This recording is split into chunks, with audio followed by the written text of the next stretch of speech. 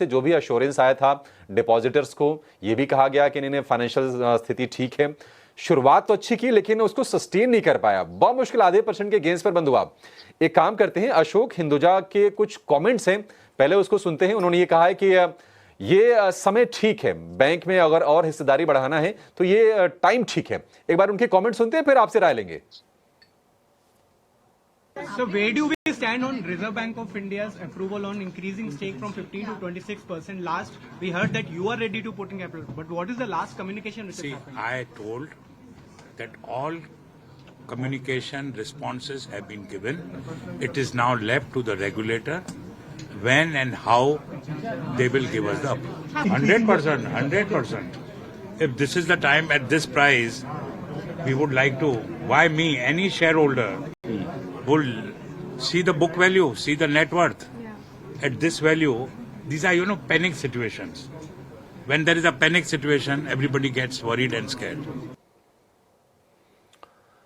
ठीक है, प्रमोटर का स्टेक 16-17% के आसपास है जहां तक मुझे याद है इंडसइंड बैंक में, और अशोक हिंदुजा कह रहे हैं कि वो स्टेक यहां से बढ़ा सकते हैं।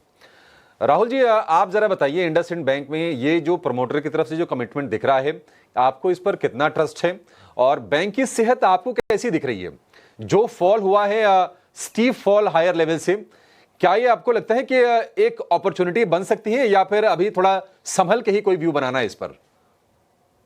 हाय, गुड मॉर्निंग। आई थिंक जिस तरह से हमने इंडसइंड बैंक में सेल ऑफ देखा है ऑब्वियसली न्यूज के बाद, और जिस तरह से मेरे ख्याल से आरबीआई रेगुलेटर्स के मेरे ख्याल से कमेंट आए हैं, और जिस तरह से प्रमोटर ने अपना स्टैंड दिखाया है, तो मेरे ख्याल से बैंक को कोई दिक्कत नहीं होगी।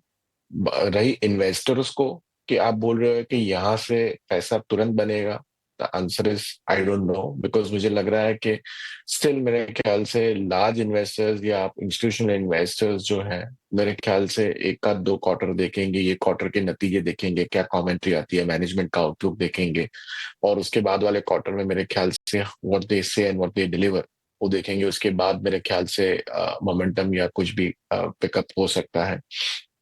तो मैं मानता हूं कि काफी सारे ऑप्शंस अवेलेबल है इन टर्म्स ऑफ बैंक्स में ही आपको रहना है, और वैल्यूएशन पर्सपेक्टिव में जहां पे विजिबिलिटी ऑफ अर्निंग्स है, तो my preference would be there. जैसे कि मैं एग्जांपल वीजावी कंपेयर करूं तो काफी सारे पीएसयू बैंक्स है, बास्केट आप देखें, large PSU bank, Canara bank, PNB, ये सभी आप ट्रेड होते हैं लेस देन अ बुक के आसपास ट्रेड करते हुए, 0.8 के आसपास ट्रेड करते हुए देखने को मिला है, जो जिनका अर्निंग्स ईपीए अब देखे पी वाइज तो 5-6 टाइम्स अर्निंग पे मिल रहा है। तो मेरे ख्याल से लास्ट 3 साल शानदार रहे हैं पीएसयू बैंक्स के, वैल्यूएशंस बहुत ही सस्ते हैं, तो मेरे पास ऑप्शंस हैं। So I would wait for a clarity for more rather than putting money in IndusInd Bank at this juncture.